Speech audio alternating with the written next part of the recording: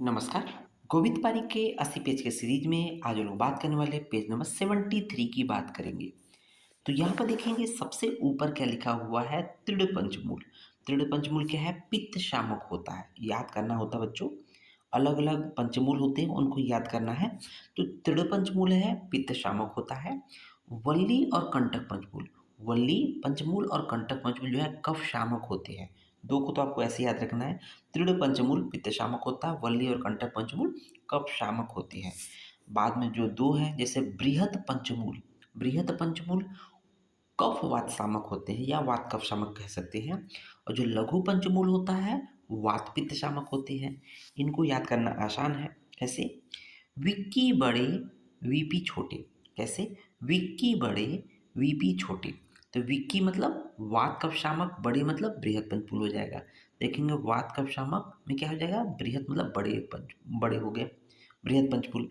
जबकि वीपी छोटे, वीपी छोटे, विक्की बड़े वीपी छोटे।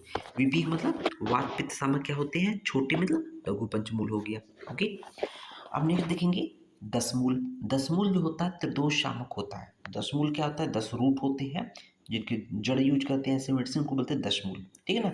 वो क्या होते हैं, त्रिदोष शामक होते हैं।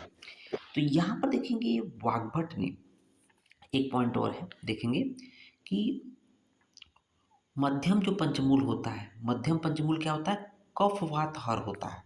कफ वात हर, है ना, या वात कफ हर कह सकते हैं। जबकि जीवनी पंचमूल क्या होता है, वात पित्त शामक होता है। इसको कैसे याद करेंगे? तो इसको याद करने के लिए, ठीक है ना, यहाँ पर मध्यम लोग हमेशा बिके रहते हैं। मध्यम लोग को हमेशा कहते हैं लोग तौल लेते हैं हल्के। मध्यम लोग थोड़ा सा स्ट्रगलिंग फैमिली होती है तो उसको लोग हल्के में लेते हैं। मध्यम लोग बिके रहते हैं। मध्यम लोग क्या है, बिके। मध्यम पंचमूल वात कफ शामक होता है। जबकि जो वीपी का जीवन, वीपी का जीवन, है ना, जीवनी पंचमूल क्या होता है, बीपी अर्थात विफर वात पीफर पित्त शामक। तो यहाँ देखेंगे विक्की मध्यम, विक्की मध्यम मतलब मध्यम लोग बिकी रहते हैं। और बीपी का जीवन, ब्लड प्रेशर की वजह से तो जीवन है, ब्लड प्रेशर बढ़ जाएगा, आदमी का दिमाग की खोपड़ी नस फट जाएगा तो क्या होगा, पैरालिसिस हो जाएगा, हो सकता है मर भी जाए। तो वीपी का जीवन, ठीक है ना। तो ये हम लोगों ने याद किया, विक्की बड़े वीपी छोटे, विक्की का मध्यम, विक्की मध्यम और वीपी का जीवन। ठीक है ना। यहाँ पर वाग्भट ने कुछ बात कही है, देखेंगे लघु और कंटक पंचमूल। लघु पंचमूल और कंटक पंचमूल क्या होते हैं, त्रिदोष शामक होते हैं। जबकि यहाँ पर क्या बोला गया था कि दसमूल जो है त्रिदोष शामक होता है, लेकिन वाग्भट ने बोलिया कि लघु पंचमूल और कंटक पंचमूल त्रिदोष शामक होते थे। कैसे याद करेंगे, वाग्भट का लक, वाग्भट का लक हमेशा त्रिदोष शामक होता है। वाग्भट का लक, ल फॉर लघु पंचमूल, क फॉर कंटक पंचमूल जो होते हैं त्रिदोष शामक होते हैं। ठीक है ना। ये तो कुछ पंचमूल की बात की गई थी। अब बात कर लेते हैं वर्ग। देखेंगे यहाँ पर दिया है श्रेष्ठ हितकर द्रव्य है, श्रेष्ठ अहितकर द्रव्य। वेरी वेरी इंपॉर्टेंट है। चरक सूत्र 25 में आप लोगों ने पढ़ा भी होगा। ये वेरी वेरी इंपॉर्टेंट है कि पर्टिकुलर श्रेष्ठ हितकर द्रव्य कौन कौन से हैं, श्रेष्ठ अहितकर द्रव्य कौन कौन से हैं। देखेंगे सूक धान में, सूक धान में जो है रक्तशाली लाल चावल होती है, श्रेष्ठ होती है। जबकि यवक जो है श्रेष्ठ अहितकर होता है। संविधान की बात करें, इसमें दालें आती हैं तो उसमें देखेंगे मूंग की दाल को सबसे श्रेष्ठ हितकर बोला गया, मांस की दाल को सबसे अहितकर माना गया, श्रेष्ठ अहितकर माना गया। जल वर्ग में जो है अंतरिक्ष का जल श्रेष्ठ माना गया है, वर्षा का जल सबसे खराब माना गया। लवण वर्ग में देखेंगे सैंधव लवण को सबसे श्रेष्ठ माना गया है, जबकि ऊसर का लवण सबसे खराब माना गया। साग वर्ग जिसको हम लोग पढ़ साग टर्म आया है, उसमें जीवंती साग सबसे श्रेष्ठ आता है, सबसे बेस्ट होता है, सबसे पौष्टिक होता है। जबकि सरसप का साग सबसे खराब होता है, लेकिन होता है उल्टा है।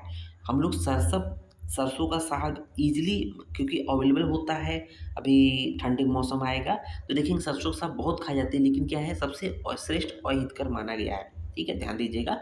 घर पे हमेशा बात करें कि जो साग खा रहे हो ना ये अच्छा नहीं है, लेकिन क्या करें, मजबूरी है। मतलब मजबूरी क्या है, ये इजीली मिल जाता है। ठीक है ना। तो देखिए मृग मांस में क्या होता है, एंड अर्थात हिरण का मांस श्रेष्ठ होता है, गाय का मांस सबसे अहितकर होता है। पक्षी के मांस में देखेंगे लावा पक्षी सबसे श्रेष्ठ होती है, काड़ कपू सबसे खराब पक्षी होती है। बिलेशा मांस में बिलों में रहने जो मांस होते हैं उसमें गोधा का मांस सबसे श्रेष्ठ होता है, और भेक का मांस सबसे खराब होता है। देखेंगे मत्स्य मांस में, मछली के मांस में रोहित मत्स्य सब अर्थात रोहित रोहू मछली सबसे श्रेष्ठ होती है। चिलचिम मछली सबसे खराब होती है, क्योंकि हम लोगों ने 426 में विरुद्ध प्रकरण में भी देखा था चिलचिम मछली को दुग्ध के साथ नहीं खाना चाहिए, देखा था। ठीक है ना? घृत वर्ग में देखेंगे तो गोघृत सबसे श्रेष्ठ होती है। आवक अर्थात भेड़ का जो घृत होता है सबसे खराब होती है। क्षीर वर्ग में देखेंगे, दुग्ध वर्ग में देखेंगे तो गाय का दूध सबसे श्रेष्ठ होती है और आवी क्षीर सबसे खराब होती है। स्थावर स्नेह में देखेंगे तो तिल तेल सबसे बेस्ट होता है, जबकि कुसुम स्नेह जो होता है सबसे खराब होता है। इसके विषय में बोला गया सर्वदोष प्रकोपणम। कुसुम स्नेह को क्या बोला गया? सर्वदोष प्रकोपण अर्थात सभी दोषों को प्रकोपित करता है, इसलिए सबसे खराब श्रेणी में रखा गया।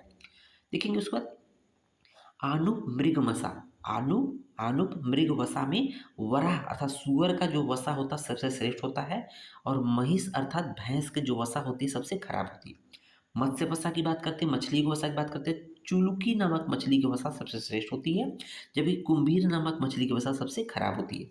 जलचर पक्षी वसा में देखेंगे, मतलब जल में तैरने वाले जो पक्षी होते हैं उनकी वसा में देखेंगे पाक हंस वसा सबसे श्रेष्ठ होती है, जबकि काक मुग्ध वसा सबसे खराब होती है।